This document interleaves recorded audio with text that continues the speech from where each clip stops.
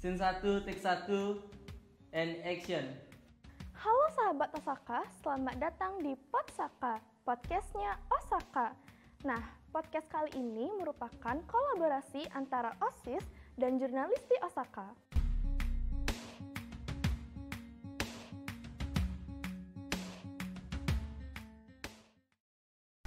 Halo sahabat Osaka, kembali lagi di Podsaka, podcastnya Osaka bersama aku Tutnik yang akan menemani kalian untuk mendengarkan cerita-cerita inspiratif dari narasumber-narasumber kita yang kece abis, banyak pengalaman dan juga segudang prestasi. Nah, tema Podsaka kali ini yaitu Ngopi Mas, ngobrolin persiapan masuk universitas, khususnya jalur SBMPTN dan SNMPTN. Oh ya, aku juga mau ngingetin ke kalian, sebelum adanya Podsaka ini, kita sudah mematuhi protokol kesehatan. Seperti tadi, sebelum masuk, kita semua udah dicek suhunya, kita juga udah cuci tangan, dan jaga jarak di sini semua orang-orangnya. Dan yang paling penting, kita semua udah divaksin COVID-19 dosis kedua.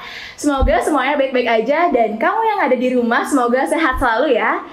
Nah, tanpa lama-lama lagi kita akan kenalan kedua narasumber kita yang sekarang mau sharing-sharing cerita tentang SBMPTN dan SNMPTN. Langsung aja kita sambut, ini dia Kak Bayu dan Kak Dupon. Halo. Oke, mungkin biar lebih akrab kita kenalan dulu ya sama teman-teman yang ada di rumah. Mungkin bisa dari Kak Dupon dulu kenalan, silakan. Oke, sebelumnya perkenalkan Om Swastiastu. Perkenalkan, nama saya Imai Dupon Aditya Mahendra. Di sini saya berasal dari jurusan Manajemen Universitas Brawijaya angkatan 2020. Oke, keren banget ya. Nah, sekarang saatnya Kak Bayu nih mau kenalan. Halo semuanya, kenalin ya, aku Yuwan Bayu Herlangga dari jurusan Manajemen sama kayak Dupon, angkatan juga 2020. Terima kasih. Oke, semuanya masih fresh-fresh, baru-baru nih, abis lulus dari SMA ya. Nah, langsung aja kita ke pertanyaan yang pertama tentang SBM dan SNMPTN. Sebenarnya apa sih itu SBMPTN dan SNMPTN? Mungkin kita bisa dari SNMPTN dulu, karena SNMPTN itu jalur yang lebih awal ya dimulainya. Iya, benar sekali. Oke, sebelumnya terima kasih ya. Jadi di sini Aka bakal jelasin sedikit tentang SNMPTN. Jadi SNMPTN itu merupakan benar tadi yang dikatakan oleh moderator. Untuk SNMPTN itu merupakan jalur awal atau jalur pertama yang adik-adik bisa jajaki ketika masuk perguruan tinggi negeri. Nah, jadi jalur SNMPTN ini itu menggunakan nilai raport atau nanti adik-adik juga bisa menggunakan prestasinya untuk diinputkan, dan di sana nanti adik-adik juga bakal memasukkan beberapa nilai-nilai seperti misalkan nilai raport yang tadi sudah jelaskan. Nah, jadi SNMPTN ini bisa dikatakan sebagai bukan jalur tes ya adik-adik ya, jadi jalur yang menggunakan nilai raport dan prestasi yang adik-adik raih selama di masa SMA. Nah, untuk nilai raportnya sendiri itu di tahun kakak kemarin tahun 2020 itu menggunakan nilai raport dari semester pertama sampai semester 5. Namun satu sisi juga adik-adik apabila dapat atau pernah meraih prestasi ketika di SMA, itu adik-adik juga bisa masukkan, karena di sini juga SNM itu banyak sekali dipengaruhi terutama dari prestasi. Jadi selain prestasi juga dipengaruhi dengan track record dari alumni. Nah, jadi nanti diusahakan adik-adik yang ingin masuk SNMPTN ataupun ingin lolos SNMPTN juga melihat alumni-alumni yang ada di universitas yang menjadi incaran seperti itu. Mungkin itu sedikit penjelasan dari kakak tentang SNMPTN. Oke, makasih. Berarti nilai dari semester 1 sampai semester 5. Oke, kalau misalnya Kak Dupon sendiri waktu SMA nih kira-kira rata-rata nilainya berapa nih Kak? Oke, untuk kakak kemarin rata-rata nilainya itu di kisaran angka 87, sekian. Jadi itu menjadi bekal kakak ya ketika menjajaki SNMPTN. Namun selain itu juga kakak melampirkan beberapa prestasi seperti itu, seperti prestasi tingkat provinsi dan nasional. Di antaranya itu kemarin kakak juga sempat menjadi juara lomba cerdas cermat di information teknologi atau IT, dan beberapa juga itu meraih predikat pertama atau kedua dan ketiga nasional dan provinsi. Wah, berarti keren banget ya, nilainya tuh 8 sekian tuh. Wah. Ayo kamu coba sekarang hitung nilai rapotnya dari semester 1 sampai semester 5, udah ada yang segitu belum? Oke, kalau misalnya tentang SBMPTN nih gimana sih Kak? Oh, kalau tentang SBM itu kan dimana setelah SNM itu diadakan SBM mungkin sekitar 6 bulanan setelah SNM lah.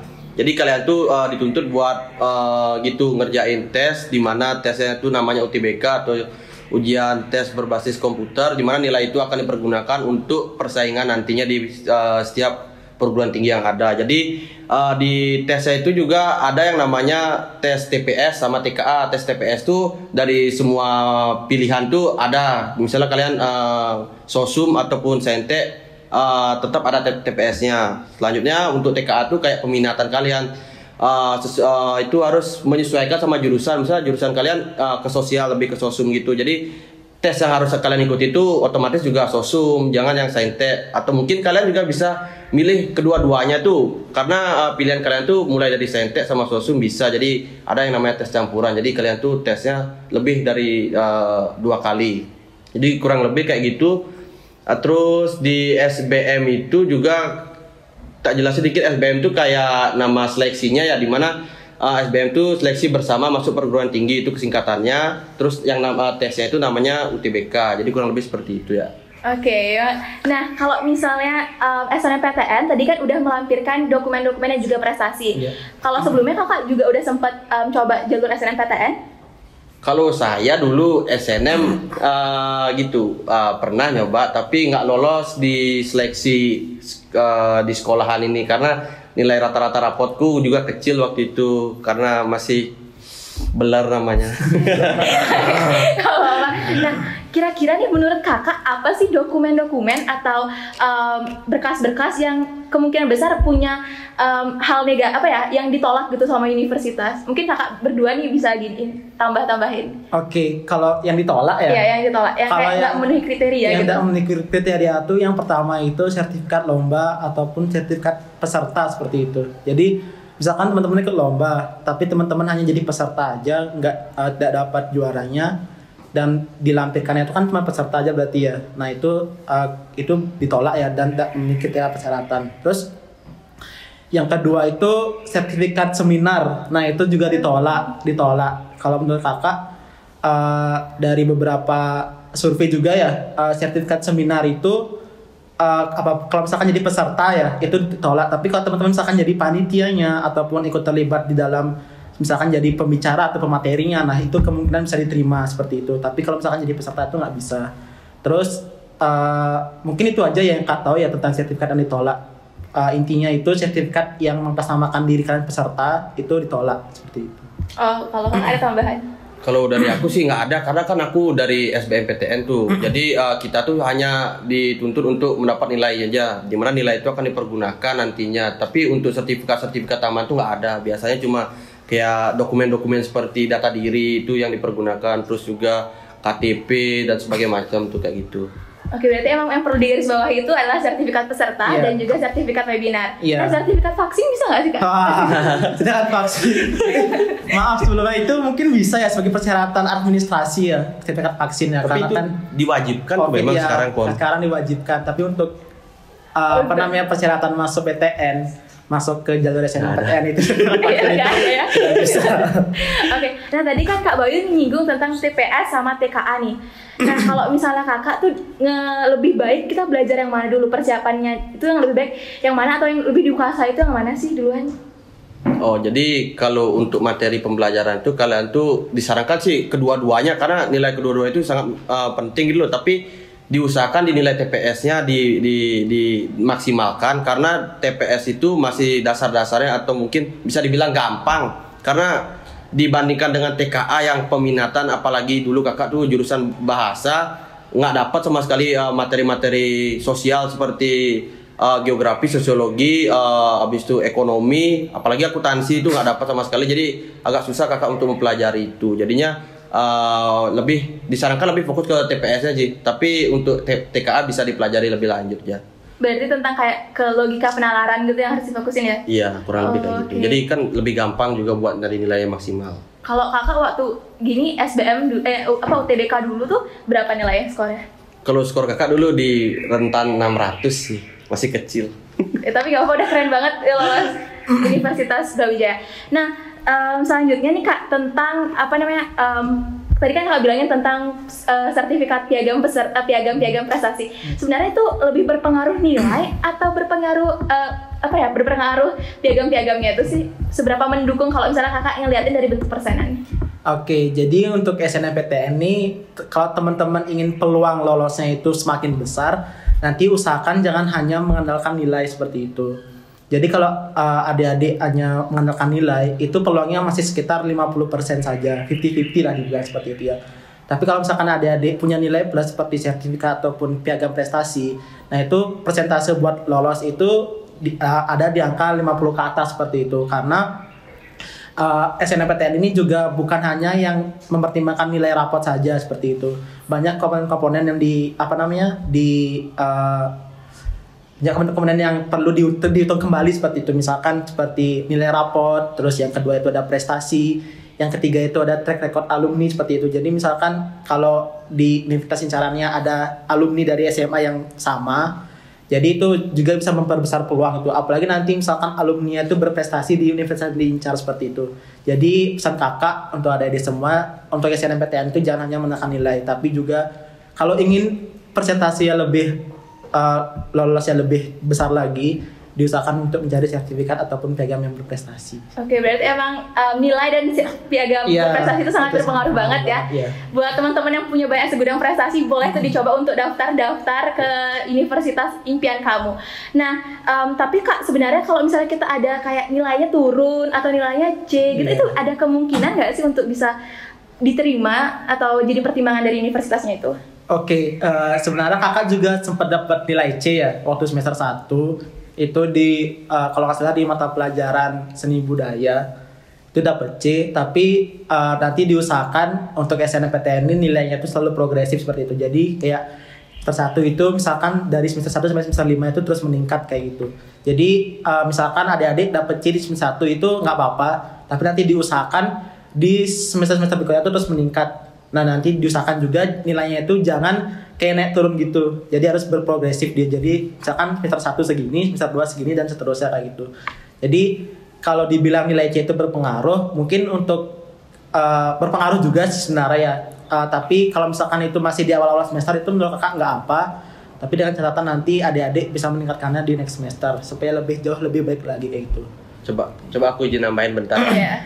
Kalau setauku kan untuk nilai itu kan aku kan dulu dapat juga SNMPTN, terus di SBM juga diperhitungkan nilainya karena kan kita banyak tes tuh. Nah tergantung sekarang kalian tuh milih ke jurusan mana sama jurusan mana itu lebih tepatnya kan di jurusan itu juga diperlukan nilai mata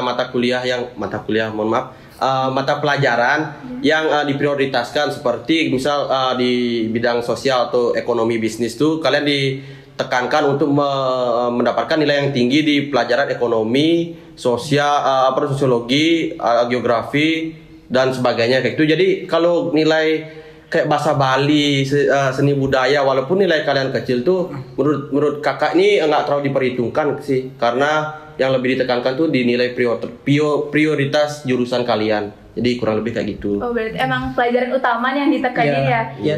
Tapi kalau misalkan nanti seleksi eligible siswa yang lolos ke nasional dari sekolah itu tahun lalu itu seingat kakak pakai nama mata pelajaran ya, matematika, bahasa Indonesia, geografi, ekonomi, sosiologi, karena kakak kan jurusan IPS sama bahasa Inggris. Nah itu yang menentukan apakah siswa ini eligible untuk mengikuti SNMPTN tingkat nasional gitu kan ya. Nanti ketika di tingkat nasional itu nilai rata-rata yang dipakai itu seluruh mata pelajaran gitu. Tapi benar tadi yang dibilang sama Bayu, nanti ada nilai-nilai prioritas yang dimana itu yang sesuai dengan jurusan yang kita ambil di SMA dan yang apakah ini relevansinya ada di jurusan yang kita ambil di universitas seperti itu. Kan kakak kan jurusan IPS, terus kakak daftar di manajemen Universitas Brawijaya. Itu nanti nilai-nilai seperti sosiologi, ekonomi, geografi itu pasti jadi 3 komponen yang utama itu dilihat. Di luar mata pelajaran yang lain seperti bahasa Indonesia, maksudnya bahasa Bali, seni budaya dan lain-lain kayak gitu. Jadi usahakan kalau misalkan teman-teman mau aman, usahakan semuanya dulu nilainya itu bagus gitu loh. Bagus, dan nanti juga ketika nanti itu semua nilai itu jadinya terpakai istilah gitu. Terpakai baik di tingkat nanti mencari siswa yang eligible ataupun nanti di tingkat nasional kayak gitu. Jadi usahakan teman-teman nilainya itu semua aman dulu dan selalu naik seperti itu. Oke, berarti emang harus ada progres ya Kak? Iya, Ling? benar banget. Kalau misalnya C di awal nggak apa-apa, yang penting naik nanti. terus, iya. Nah, kalau misalnya teman-teman juga punya C nanti di tengah semester juga nggak apa-apa, coba aja ya, karena nggak ada salahnya mencoba. Nah, kalau Kak Bayu ini kan ikut SBM kan, gimana Kakak tuh belajar pakai media apa aja sih Kak? Entah itu les, YouTube atau buku aja gitu? Oke, tadi ngomongin soal SBM tuh kan tesnya tuh benar-benar harus disiapin matang-matang. Jadinya dulu tuh aku nyiapin tuh dari mulai kelas 12. Aku tuh udah mulai ikut les, bimbel, kemudian juga aplikasi belajar sama belajar mandiri. Banyak-banyak juga latihan tryout. Itu bakal ngasah kalian buat jawab soal yang banyak tapi dengan waktu yang singkat gitu loh, karena di saat kalian tes itu waktunya sungguh benar-benar singkat kali, jadinya pasti banget kalian tuh bakal ada beberapa soal yang nembak. Contohnya itu kayak matematika tuh kan nggak mungkin kalian bisa nyelesain nyelesain 20 soal dalam waktu kurang lebih 30 menit 20 menitan, itu otomatis sisanya itu bakal nembak. Jadi misalnya jawabnya A dari nomor 15 sampai 20 kurang lebih kayak gitu. Jadi kan kalian tuh harus biasa skillnya mulai dari penguasaan materi, habis itu kecepatan kalian menjawab bagaimana, setelah itu juga dalam gitu latihan mental bagaimana kalian mengerjakan tuh, karena mental tuh juga perlu banget buat sebelum tes gitu loh. Karena saat misalnya kalian udah mentalnya udah down sebelum tes, otomatis kalian hilang fokus, terus juga bakal kacau nanti pada saat tesnya. Jadi kurang lebih kayak gitu. Berarti emang perlu latihan terus setiap harinya ya. Kalau Kakak kan nyadar, berarti mulai dari kelas 12 nih. Iya. Kakak itu belajar apa sih yang motivasi Kakak untuk bisa tetap di tengah kesibukan sekolah, habis itu juga ingat tentang kayak harus belajar UTBK gitu. Apa sih yang motivasi Kakak? Kalau motivasi aku pribadi ya, dulu ada guru-guru, semua guru yang ngeremehin saya tuh inget nih yang dulu sering banget ke BK, karena motivasi dari guru BK-nya bilang kalau dikatain kamu kayak gini tuh udah kayak gak ada masa depan, otomatis dari sana saya jadikan kata-kata negatif itu sebagai motivasi. Itu juga salah satu penting sih kalau menurutku, dimana kalian tuh bisa merubah kata-kata negatif atau omongan-omongan orang yang jelek-jelek tuh kalian rubah jadi sebuah motivasi yang baik untuk diri kalian buat maju. Itu salah satu motivasi buat aku juga. Terus selain itu juga aku juga sendiri pengen merantau kan, pengen ya bosan lah di Bali gini-gini aja pariwisata, apa-apa pariwisata. Jadi aku pengen coba hal baru sama buat nyari relasi-relasi sama teman-teman baru juga, kurang lebih kayak gitu. Berarti emang apa motivasi dari setiap orang tuh pastinya beda-beda ya. Kalau misalnya kamu pengen masuk universitas karena pengen banggain orang tua, buktiin itu gak apa-apa. Yang penting pokoknya kamu tuh harus punya motivasi dalam diri sendiri biar kamu bangkit semangatnya untuk terus belajar. Nah, kalau misalnya Kak Dupon kan SNM tuh berarti dari SMA tuh dari semester 1 sampai semester 5 tuh pasti terus mempertahankan nilai kan. Nah, gimana sih cara Kakak, tipsnya Kakak untuk bisa mempertahankan nilai dari semester 1 sampai semester 5 tuh ya biar naik lah juga gitu. Oke, ini sedikit dari kakak ya. Yang pertama itu yang pasti kalian set goals dulu. Jadi tujuan kalian itu ketika SMA itu nanti ke depannya itu mau apa? Apakah kalian mau lanjut kuliah ke PTN atau gimana gitu. Jadi dulu kakak di awal SMA itu udah mulai rajin sedikit ya. Cari informasi tentang tips and trick gimana sih cara masuk PTN seperti itu, entah itu dari sosial media ataupun sharing bareng alumni seperti itu. Jadi hasil sharing itu nanti kakak pakai, kakak aplikasikan selama proses pembelajaran di SMA gitu. Jadi yang pertama itu jujur kakak dulu semester 1-2 itu nggak ada bimbel sama sekali, mungkin nggak ada les di orang ataupun di mana, karena jujur kakak pribadi belajar sendiri, belajar mandiri gitu di rumah. Jadi sebelum misalkan hari Senin itu mata pelajarannya ekonomi. Nah nanti di hari Minggu itu kakak juga harus belajar materi yang bakal dipelajari besoknya seperti itu. Jadi otomatis kan kakak kan udah menguasai gitu ya, udah menguasai materi ya. Jadi nanti ketika guru bertanya itu kakak juga bisa aktif dan bisa nyambung obrolannya seperti itu. Jadi yang penting punya rasa inisiatif yang tinggi, terus kalian juga aktif. Jadi aktif di sini kalian berani untuk tampil di kelas, berani untuk maju seperti itu di kelas. Sama yang ketiga itu konsistensi ya. Nah kadang di poin ketiga ini memang susah sekali ya. Jujur kakak selama SMA itu bisa dibilang ada part yang dimana itu ngerasa capek dan ngeluh seperti itu. Jadi mungkin perlu sedikit break atau istirahat, tapi usahakan teman-teman juga konsisten selama mencari nilai seperti itu. Jadi semester 3 itu kakak udah mulai sedikit berpindah haluan lah dibilangnya, dari yang nggak ikut les jadi ikut bimbel. Jadi kakak itu dulu bimbel online di ruang guru seperti itu, karena keterbatasan biaya juga. Jadi otomatis kakak juga kalau bisa dibilang kan bimbel-bimbel yang konvensionalnya kan seperti Merah AB itu kan mahal ya, sampai angka-angka jutaan gitu. Nah kakak juga ingin les seperti itu, ingin memperdalam materi seperti itu, kakak ikut bimbel online seperti itu di salah satu aplikasi ruang guru, bisa dibilang seperti itu. Nah jadi ketika kakak bimbel ini, karena kakak juga cocok dengan metode pembelajaran lewat video seperti itu, jadi kakak merasa nyaman gitu. Nah jadi dengan adanya video pembelajaran ini, jadi kakak bisa lebih mempersiapkan, misalkan besok dapat sosiologi, jadi sebelumnya itu kakak udah belajar lihat videonya, udah merangkum materinya seperti itu. Jadi nanti yang kakak tadi di awal ketika guru bertanya itu, jadi kakak bisa berani ataupun bisa menjawab pertanyaannya itu gitu. Mungkin itu sedikit tips dari kakak ya. Yang penting kalian ada inisiatif yang tinggi untuk belajar, aktif di kelas, sama konsisten selama masa pembelajaran di sekolah kayak gitu. Berarti emang persiapan sebelum pembelajaran tuh harus diperlukan banget ya, sama konsekuen. Tapi kalian jangan lupa untuk istirahat juga ya kak. Iya benar banget. Oke. Nah kalau misalnya kak tentang SNM tuh kan ada kita misalnya orang-orang organisasi tuh, itu berpengaruh nggak sih kak? Oke. Sertifikatnya? Untuk sertifikat organisasi itu adik-adik bisa lampirkan juga ya, karena yang sudah dikatakan di awal, kalau misalkan adik-adik terlibat di webinar A, misalkan jadi panitia gitu misalkan ya, ataupun organisasi yang menaungi webinar tersebut, nah itu bisa dipakai seperti itu. Jadi adik-adik berkontribusi besar atau aktif dalam melakukan berbagi ilmu lah dibilang, karena webinar kan pada dasarnya kan tujuannya kan untuk sharing-sharing ilmu seperti itu ya. Jadi ketika adik-adik terlibat menjadi panitia ataupun organisasi yang menaungi hal tersebut, itu adik-adik bisa lampirkan di sertifikat menuju SNMPTN seperti itu. Oke. Kalau ini kan udah minta tips belajar dari Kak Dupon. Kalau misalnya tips belajar dari Kak Bayu untuk konsisten sama konsisten sama belajar UTBK ya tuh gimana sih Kak?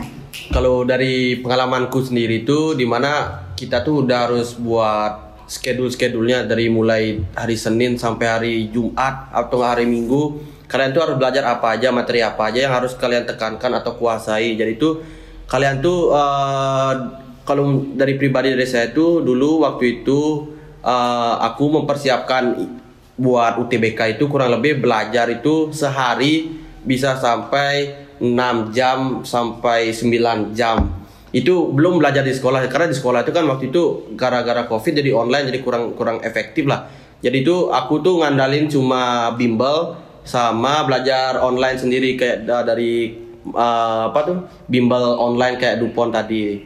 Nah, selain kalian harus konsisten, dimana harus tekun belajar tuh benar-benar buat mersiapin. Jangan lupa juga buat latihan tryout, dimana kalian tuh bisa membiasakan diri buat menjawab soal. Selain itu juga mengasah mental. Tapi di sisi lain juga kalian butuh yang namanya tuh kayak refreshing, kayak peregangan gitu, dimana kalian tuh butuh juga istirahatkan otak kalian biar mungkin misalnya di hari Sabtu kalian mulai lagi nyari inspirasi, nyari motivasi ke teman-teman kalian, sharing-sharing sama teman-teman kalian.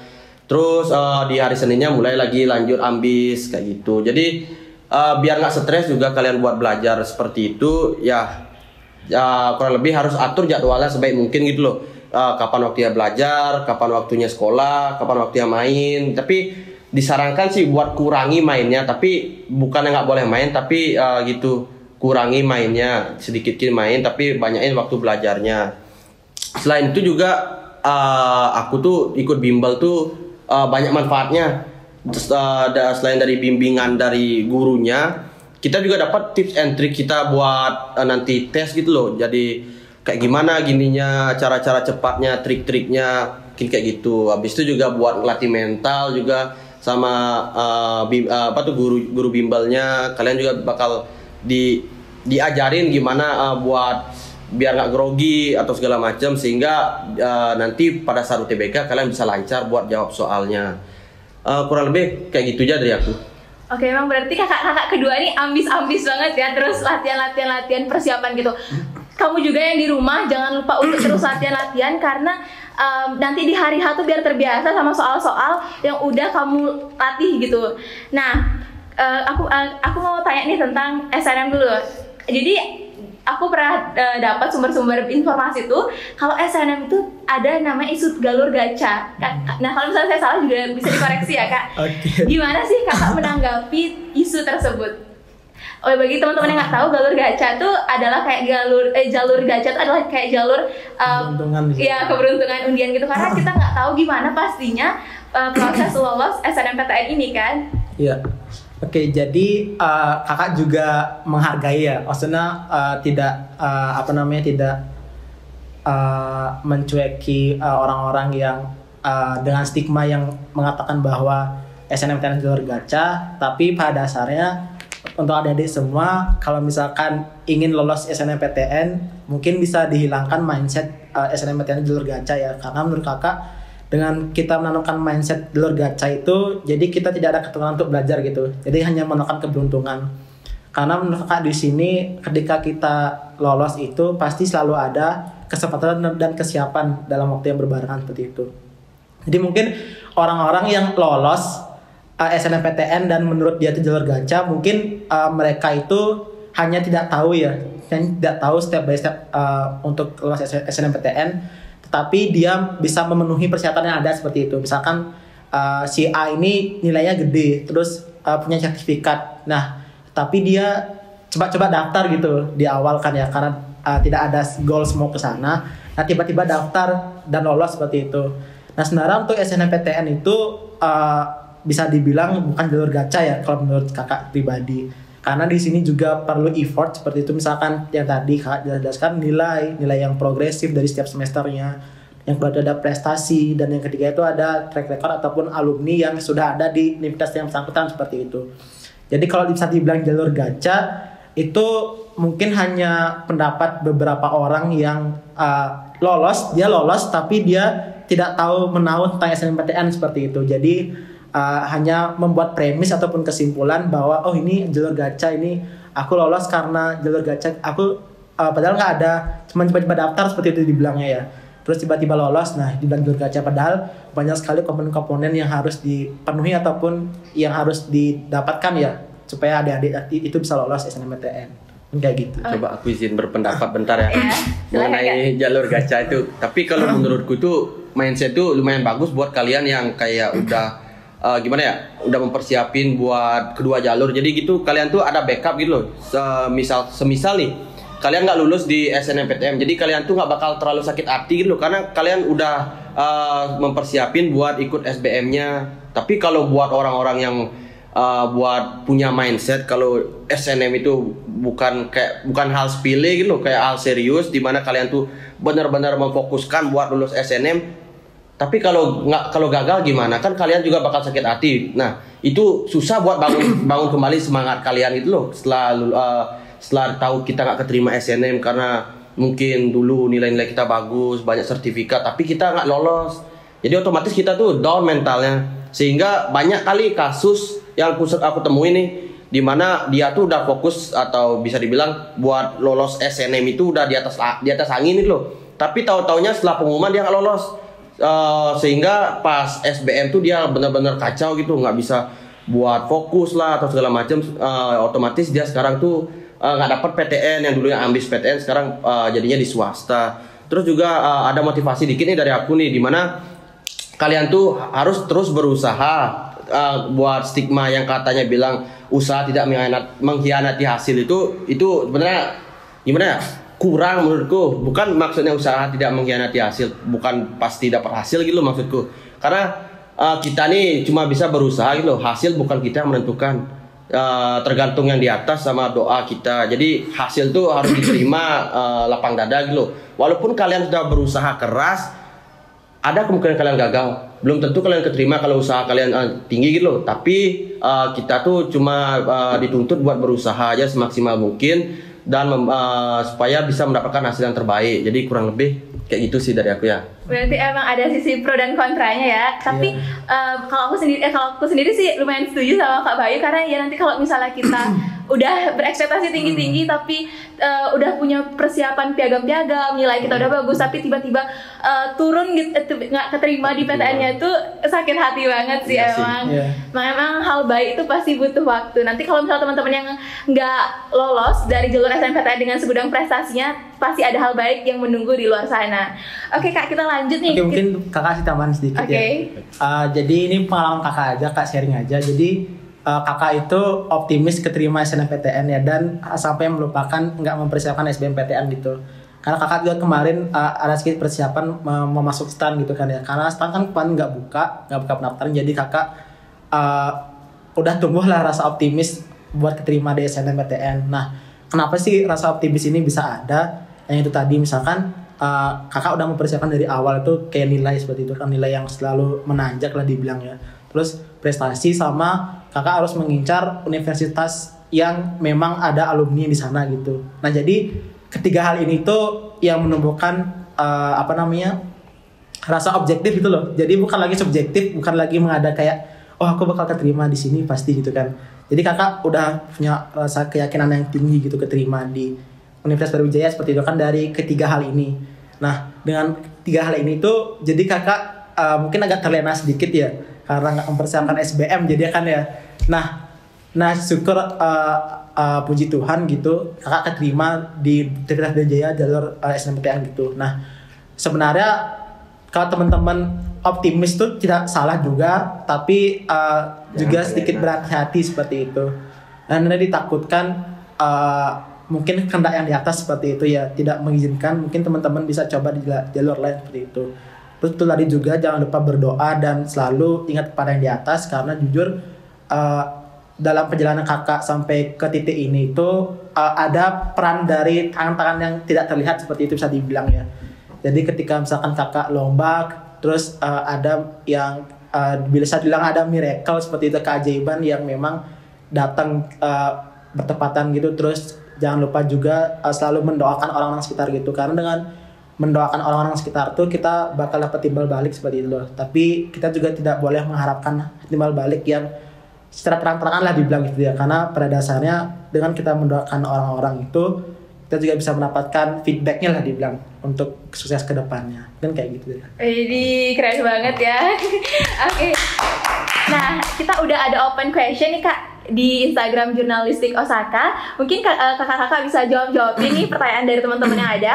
Ini pertama dari Dedek Chance, dia nanya nih, Kak nitip pertanyaan dong untuk Kak Dupon. Jika tidak memiliki piagam, apakah tetap bisa lolos? Oke, kebetulan kakak kemarin berangkat ke Malang ya sama kakak tingkat kakak kelas yang lulusan Osaka juga, lulusan SMA Tutu Selatan.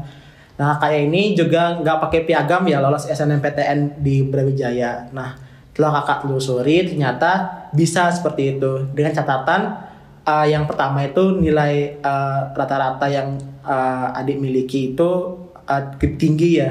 Kalau misalkan mau aman itu usahakan dari semester 1 sampai semester 5 itu kalkulasi total semuanya itu mungkin bisa dibilang 90 ataupun 90 ke atas seperti itu kalau misalkan mau nilai yang aman. Tapi tergantung juga dengan nilai rata-rata nasional seperti itu ya, karena kan bisa dibilang dari tahun-tahun kan rata-rata sekolah kan bisa berbeda seperti itu ya. Nah yang pertama itu mungkin nilainya bisa harus ditingkatkan hingga mendapat rata-rata 90 atau 90 ke atas kalau mau amannya. Yang kedua itu pastinya adik-adik tahu nih misalkan di universitas yang menjadi incaran tuh apakah di sana ada alumni gitu. Kalau misalkan alumni itu track recordnya bagus atau jejaknya bagus, misalkan berprestasi terus aktif di kegiatan A, B, C gitu. Nah itu juga bisa membuat peluang adik-adik itu besar. Jadi makanya usahakan mungkin dari kelas 1 ya, kelas 1 itu adik-adik udah bisa nih mulai sharing-sharing dengan kakak tingkat ataupun kakak alumni gitu yang misalkan kuliah di universitas A, B, C yang mungkin adik-adik mau incar. Mungkin seperti itu. Oke, berarti emang rata-rata nilai sama track record dari alumninya. Kalau Kak Bayu ada tambahan? Kalau dari aku ada tambahan dikit ya. Mengenai jalur gacha tadi itu ada kemungkinan kalian tuh kayak hoki bisa dapat universitas bagus, mungkin misal kalian nebak-nebak universitas, ngawak-ngawak gitu, kalian masukin data-datanya, tapi karena ada unsur kehokian itu bisa keterima. Jadi kan syukuri aja lah pokoknya buat itu. Untuk piagam dan sebagainya itu aku nggak ada tambahan sih, cuma itu aja tambahan dari aku. Oke, berarti mungkin emang teman-teman yang belum punya piagam itu bisa coba-coba aja ya. Siapa tahu kamu beruntung karena udah melakukan karma baik seumur hidupnya ya. Oke, selanjutnya kita ke pertanyaan Erika Damayanti. Sebelumnya teman-teman, kalau teman-teman mau nanya-nanya kayak gini juga, kalian bisa follow Instagramnya Jurnalistik Osaka, karena kita bakalan ngadain podcast-podcast kali ini kayak gini juga, biar kalian nanti juga bisa tanya-tanya nih sama kita tentang apa aja sih topik yang diangkat gitu ya. Oke, selanjutnya kita ke pertanyaan berikutnya dari Erika Damayanti, tanya tentang gini nih. Apa aja sih yang disiapin sampai bisa keterima di Universitas Brawijaya? Dan tips belajarnya kayak gimana sih? Mungkin tadi karena tips belajarnya udah disampaikan, mungkin bisa jawab yang perlu disiapin gitu. Ya. Kalau Kak Dufan sendiri gimana? Oke, yang tadi Kak dijelaskan yang pertama itu masalah tips belajar ya. Jadi usahakan ketika pelajaran belum dimulai itu adik-adik sudah paham tentang materinya. Kalaupun belum paham, adik-adik bisa catat poin-poin yang belum paham dan itu bisa tanyakan ke guru yang bersangkutan. Karena kan kalau penilaian di kelas kan keaktifkan kan nilai keaktifan kan nggak diperhitungkan ya. Nah jadi itu tips dari kakak. Terus yang kedua itu kalau misalkan, tapi adik-adik tetap bisa tentukan dulu gimana sih metode belajar yang adik-adik suka. Misalkan kalau dari kakak sendiri kan metode yang kakak suka itu kan dengan cara dari e-learning ya, berbasis video, sama mungkin kakak belajar atau mengajari teman-teman yang belum bisa. Jadi ketika kakak mengajari teman-teman yang belum bisa itu sama dengan kakak belajar juga gitu. Jadi mungkin ada yang ini salah, jadi kakak bisa perbaiki gitu. Jadi yang pertama itu kalian bisa tentukan dulu metode belajar yang kalian suka. Misalkan belajar dengan orang ataupun belajar dengan circle pertemanan sendiri, belajar kelompok, terus belajar dari video dan lain-lain. Terus ketika adik-adik udah paham, mungkin adik-adik bisa sharing juga pelajaran ini ke teman-teman yang belum bisa seperti itu. Jadi nanti adik-adik juga dapat feedback. Misalkan adik-adik ada kesalahan kekeliruan di pelajaran A,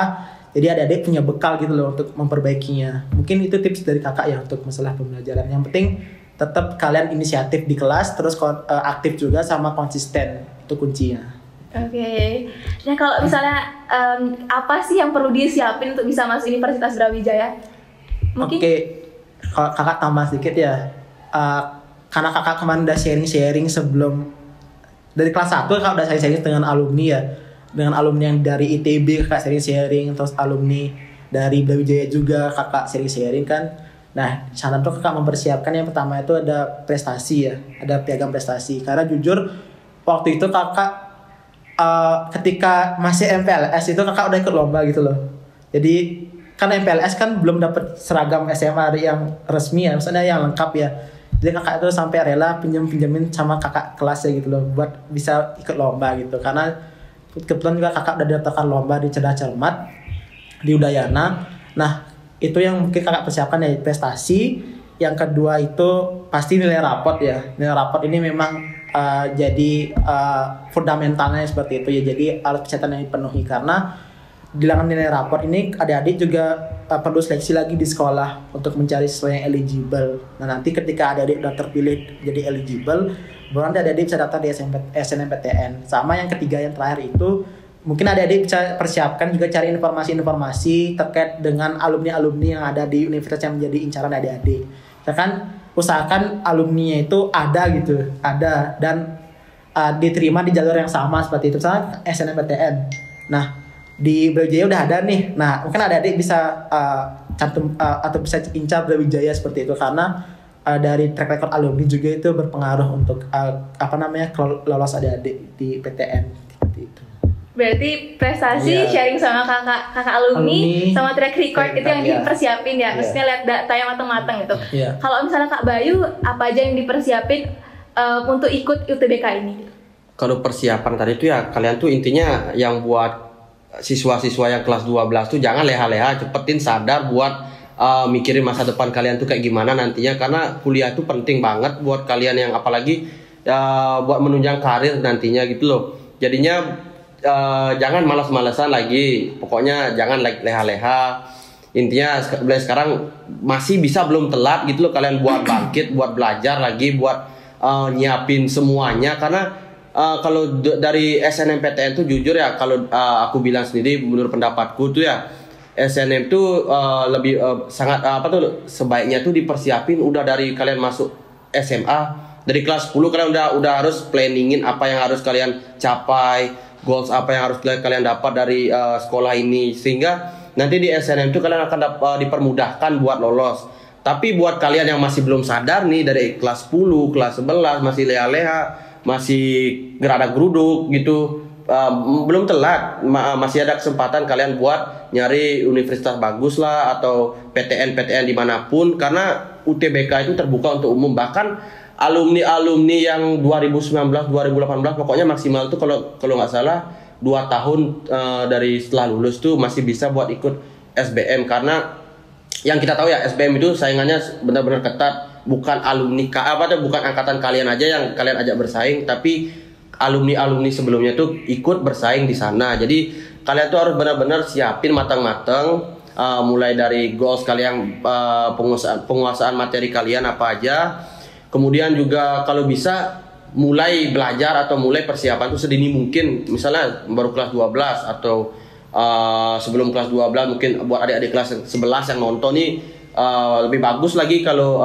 udah nyiapin buat nantinya UTBK nanti belajar apa aja mulai dari TPS, TKA karena itu bener-bener nggak mudah, sulit banget tuh. Jujur aku aja bisa dibilang ya perlu pengorbanan buat capai itu. Misalnya dulu yang sering leha-leha misalnya nongkrong dari pulang sekolah sampai malam sampai pagi bahkan baru pulang tapi gara-gara persiapan UTBK jadi aku korbanin waktu buat leha-lehanya jadi buat belajar gitu sehingga ya lumayan dapat hasil dengan keterimanya di Universitas Brawijaya kurang lebih kayak gitu dari aku ya. Oke, berarti harus persiapannya matang banget ya untuk ikut UTBK. Nah, kalau misalnya tahapan-tahapan yang dilalui selama ikut SBM itu gimana sih Kak? Misalnya mungkin kakak dari cari informasinya di link-link atau sumber informasi web mana gitu. Mungkin kakak berdua bisa sharing nih untuk biar teman-teman di rumah juga tahu. Nanti pantengin sumber-sumber informasi itu di mana untuk bisa tahu gitu. Ya aku izin menjawab ya. Dimana kalian tuh harusnya sih buat informasi-informasi gitu. Udah banyak kalian nge-follow kayak Instagram akun belajar gitu kayak yang ngadain tryout.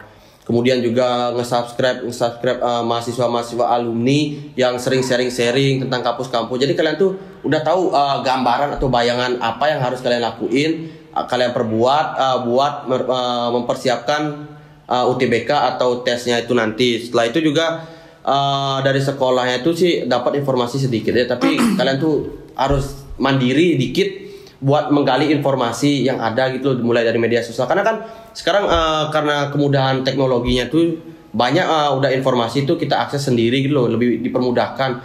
Jadinya tuh tergantung inisiatif kita buat menggali informasi itu. Contohnya tuh kalian tuh bisa mantengin di IG-nya SBMPTN sama SNM tuh apa namanya IG-nya, Pan?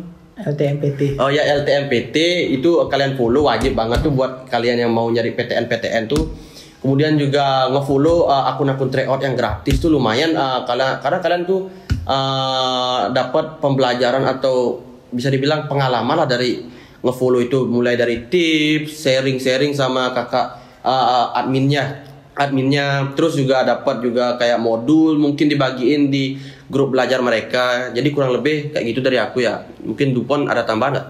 Ini step by step ya. Iya, boleh. Step by stepnya, yang pertama itu pasti kalian kalau untuk SNMPTN itu lolos pemeringkatan sesuai eligible di sekolah dulu ya. Jadi setiap jurusan itu IPA IPS bahasa itu pasti nanti kan ada siswa yang rasional yang untuk lolos ke tingkat nasional ke SNMPTN. Dan yang pasti itu nanti kan ada urusan dengan pihak sekolah seperti memasukkan di pangkalan data seperti itu kan ya. Nah, ketika nanti teman-teman udah lolos dari sesuai eligible, ini teman-teman terima itu nomor ujiannya atau nomor seleksinya seperti itu. Nah, nanti teman-teman bisa melengkapi syarat administrasi ya, seperti misalkan data diri teman-teman, misalkan kalau KTP kakak kurang tahu ya, kemarin kakak juga belum punya KTP itu kan ya, jadi bisa daftar juga. Terus yang pasti itu nilai rapot kalian siap-siap untuk di-scan seperti itu. Terus yang kedua itu prestasi kalian di-scan. Terus nanti teman-teman juga lampirkan riwayat pendidikannya seperti itu. Seperti ijazah dari SD, SMP seperti itu mungkin kurang lebihnya. Sama yang pasti nanti teman-teman bakal ketika teman-teman udah submit itu mungkin teman-teman bisa terus pantengin ataupun informasi teman-teman itu bisa teman-teman gali dari laman resmi LTMPT ya.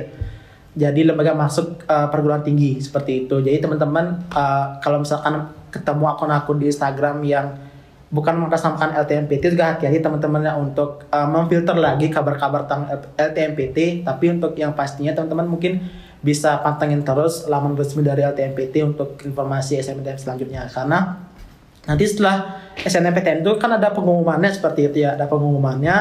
Nah nanti teman-teman akan langsung diarahkan ke universitas terkait seperti itu, di mana teman-teman lolos. Nah, nanti teman-teman juga bakal melakukan registrasi ulang gitu untuk yang lolos. Jadi teman-teman sini sudah menyandang gelar sebagai calon mahasiswa seperti itu. Nanti teman-teman masukkan registrasi ulang.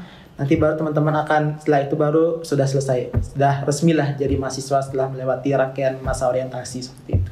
Coba namain lagi sedikit ya. Sama aku ada tambahan dikit lagi buat informasi-informasi terkait universitas lah, mengenai SNM, SBM. Kalian tuh bisa juga follow IG-nya Edufir Bali, di mana acaranya itu bakal diadain di bulan Januari 2022 nanti, di mana rangkaian Edufir itu tujuannya itu buat kalian siswa kelas 11 ataupun kelas 12 yang masih bingung nih buat nyari jurusan mana, mau masuk universitas mana. Kalian tuh bakal dapat ilmu-ilmu dari alumni-alumni atau mungkin dari mahasiswa-mahasiswa rantau yang dari Bali kampusnya yang dari seluruh Indonesia. Di sana tuh ada mulai dari UI, UGM, UB, ITB juga ada, ITS. Nah, banyak banget pokoknya. Jadinya kalian tuh dapat banyak sekali informasi dari sana buat kalian yang kepo-kepo nih buat kampusnya ataupun jurusannya. Jadinya sabi banget buat ikut rangkaian acaranya nanti. Bisa dipantau juga IG-nya ya Edufir Bali Edufir Bali. Di sana bakal ada banyak sekali informasi-informasi lebih lanjut, di mana kalian tuh kayak bisa rangkaian acaranya itu mulai dari kampus exhibition ataupun juga ada bimbingan di mana kalian tuh dapat bimbingan. Misalnya kalian udah dapat nih passion kalian di mana, jurusan dan kampus kalian di mana, nanti kalian bisa diarahkan langsung ke mahasiswa yang dari jurusan dan kampus tersebut, sehingga nantinya kalian akan dipermudahkan buat masuk ke sana karena dapat informasi dari orang dalam, bisa dibilang seperti itu kurang lebih. Berarti emang pantengin LTMPT. Sama kalau misalnya teman-teman yang masih bingung nyari jurusan atau minatnya itu bisa pantengin Edufir, karena di sana kita bisa sharing-sharing Kak ya sama alumni-alumni ataupun mahasiswa yang ada di universitas-universitas top Indonesia gitu. Nah, kita lanjut lagi nih ke question yang berikutnya. Dari Victorianita, dia nanya gini nih, bagaimana sih Kak gambaran sistem pendidikan di universitas? Mulai dari cara belajar dan berorganisasi. Mungkin Kak Bayu dulu. Kalau dari aku tuh sistem dari universitas tuh menurutku kayak kalian main game, di mana kalian tuh harus menyelesaikan berbagai macam quest, di mana quest itu akan melanjutkan kalian ke level berikutnya, kayak gitu kurang lebih ya kalau di ibaratkan sebagai game. Kalau di perkuliahan tuh sama kayak game, di mana kalian tuh dituntut buat menyelesaikan yang namanya SKS atau bisa dibilang sistem satuan kredit semester, di mana itu tuh kalian tuh disuruh ngumpulin berapa SKS kalian diperlukan buat bisa lulus ke S1. Misalnya di S1 itu 144 SKS dibutuhkan. Terus buat skripsi kalian dibutuhkan harus menyelesaikan kurang lebih 129 SKS. Nah, untuk mata kuliah itu juga kayak kalian game, misal kalian di game tuh belum namatin misi yang ini, kalian belum bisa lanjut ke misi selanjutnya. Terus kalau dikaitkan sama perkuliahan, di mana sistemnya tuh kayak kalian harus bisa lulus dulu di mata kuliah pengantar akuntansi atau mungkin pengantar manajemen. Selanjutnya di semester selanjutnya baru kalian bisa melanjutkan ke mata kuliah selanjutnya, atau bisa dibilang kayak manajemen pemasaran, manajemen keuangan, atau enggak akuntansi biaya. Jadi kalian tuh harus menyelesaikan dulu apa yang harus diselesaikan, kayak misi-misi dasarnya itu Kak. Kurang lebih kayak gitu sih kalau diibaratkan ya. Kalau dari DuPont langsung aja. Mungkin kalau kakak analogikan ya, jadi kayak kalau di SMA tuh kita dikasih peta, terus guru itu menuntun jalan kita gitu. Nah kalau di universitas itu kita hanya dikasih peta, terserah kalian mau kemana itu terserah kalian gitu loh. Jadi nggak ada yang menuntun kalian. Jadi disinilah ketika rasa inisiatif kalian tuh kalian harus gunakan gitu. Jadi cara belajar pun berbeda ya. Jadi dosen itu nggak lagi menerangkan secara detail seperti di SMA gitu. Malah lebih banyak yang harus lebih aktif tuh mahasiswanya. Karena dari Brawijaya sendiri itu seringkali dijumpai guru dosen-dosen seperti itu yang ketika mata kuliah itu berlangsung itu langsung ke study case atau studi kasus seperti itu. Jadi tidak lagi terpaku dari materi saja seperti itu. Nah, terus kalau untuk semester pertama di Purkananti khususnya di Brawijaya itu untuk SKS atau satu grade semester itu sudah dipaketkan langsung dari fakultas seperti itu. Jadi adik-adik belum bisa istilahnya itu kayak KRS-an ya. KRS itu kartu rencana studi.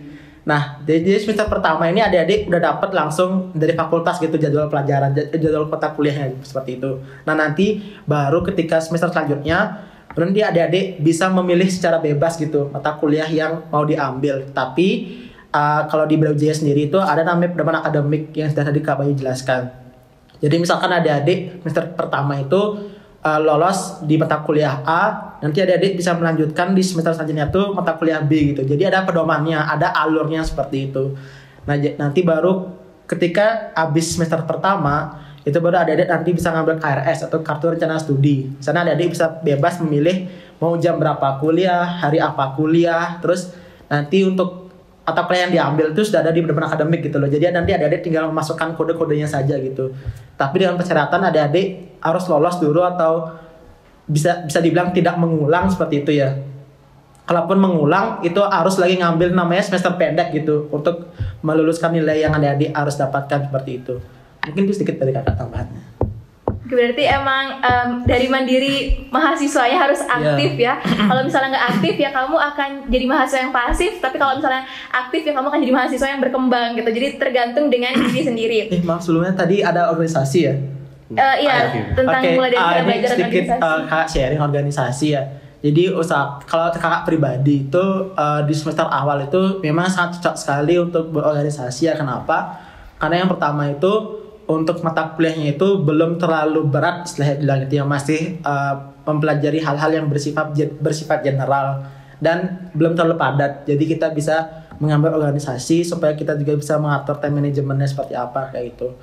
Kakak juga dulu waktu semester pertama ikut menjadi staf magangnya di BMFEB UB dan selain itu juga ikut kepanitiaan juga sama ikut di Unikahida seperti itu. Atau bisa dibilang keronan agama Hindu di Brawijaya seperti itu. Jadi ketika adik-adik nanti berorganisasi, tapi yang pasti adik-adik buat dulu komitmennya ya. Jadi yang pertama itu kalau dari kakak sendiri, yang pasti itu komitmen yang pertama itu pasti selalu akademik ya di luar organisasi. Jadi ketika adik-adik terlalu fokus di organisasi juga itu kakak sarankan untuk jangan terlalu fokus. Maksudnya jangan sampai meninggalkan akademik seperti itu. Yang pasti itu tetap jalurnya atau prioritas utama itu akademik.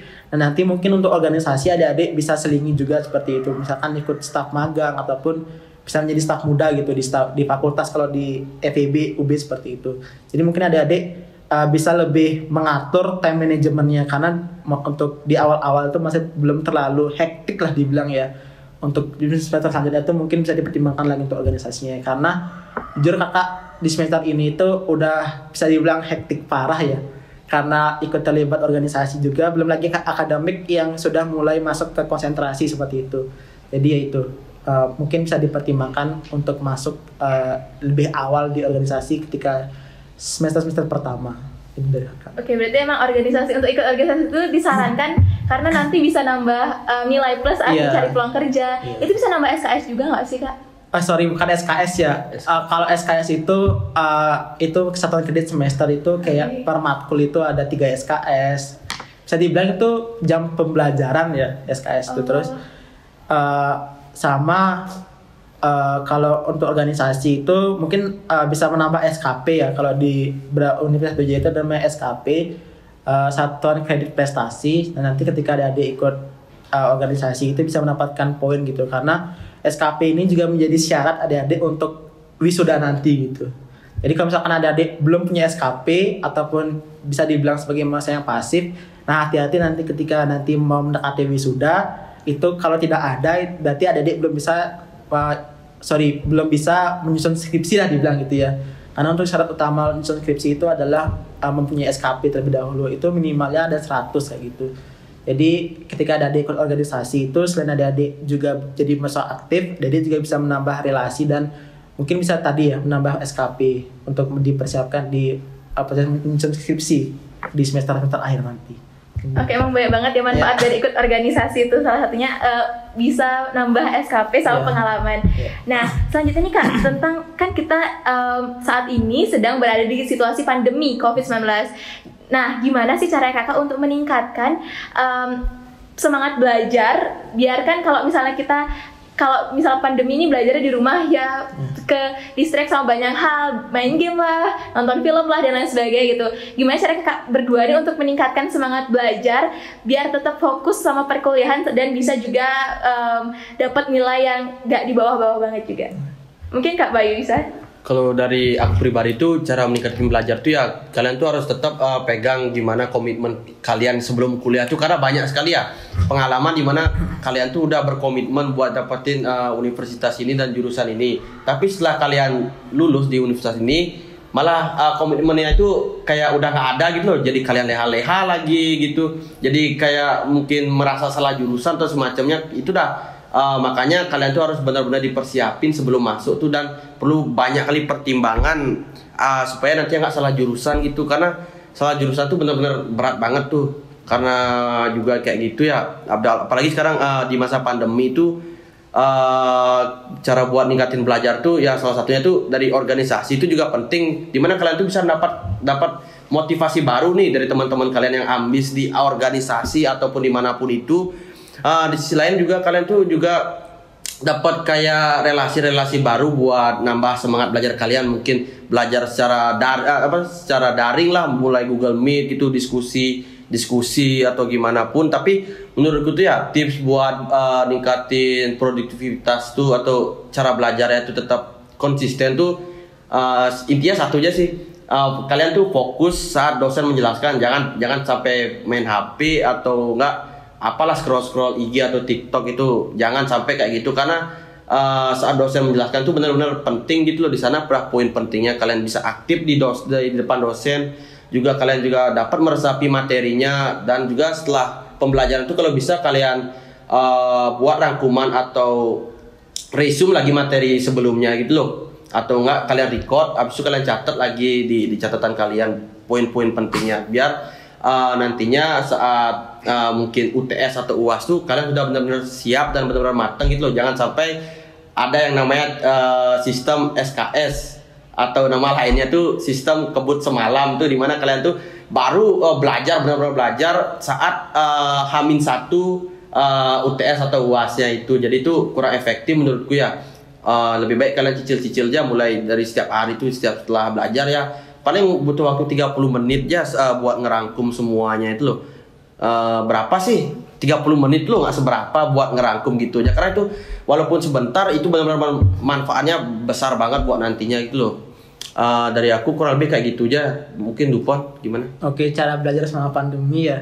Kalau Kak sendiri pribadi itu yang pasti kalian tahu tujuan kalian di sini itu apa, terus peran kalian di sini itu apa. Karena kan sebagai mahasiswa kan yang pasti kan sebagai insan yang intelek ya atau akademis kayak itu, kalian tahu kewajiban kalian lah di situ sebagai apa gitu. Yang pertama itu mungkin Kakak yang pasti belajar ya.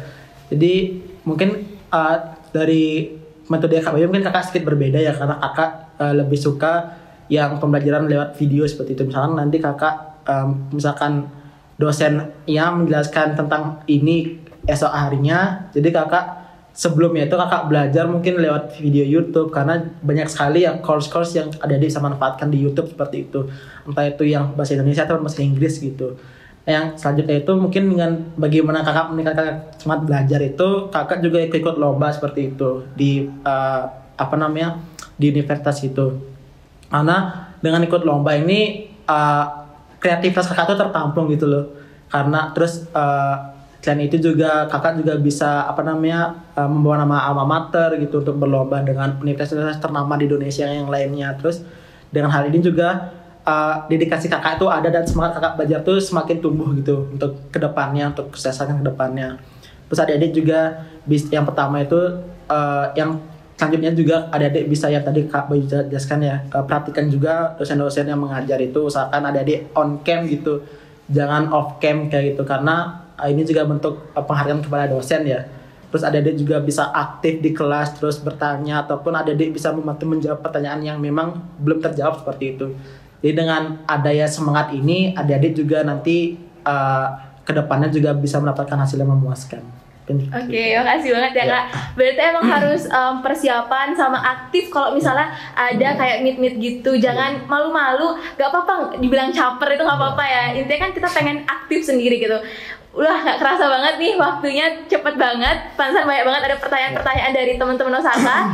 Tapi kita harus akhiri Podsaka kali ini. Semoga kita bisa bertemu lain kali Kak. Terima kasih udah datang di Podsaka kali ini. Dan teman-teman juga jalur-jalur masuk universitas itu ada banyak selain SBMPTN dan SNMPTN dari universitasnya masing-masing. Kalau teman-teman mau kita buatin podcast tentang kayak gitu, kalian bisa komen di bawah dan kalian kasih tahu narasumbernya siapa, nanti kita akan buatin untuk kalian.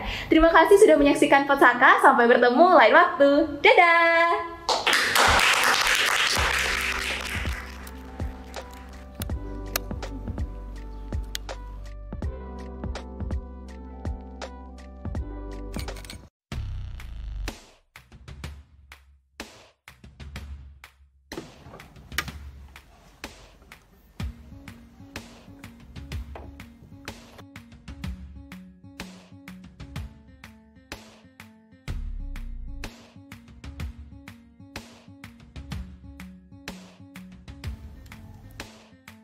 Scene 1, take 1, and action. Halo sahabat Osaka, selamat datang di Podsaka, podcastnya Osaka. Nah, podcast kali ini merupakan kolaborasi antara OSIS dan jurnalis di Osaka.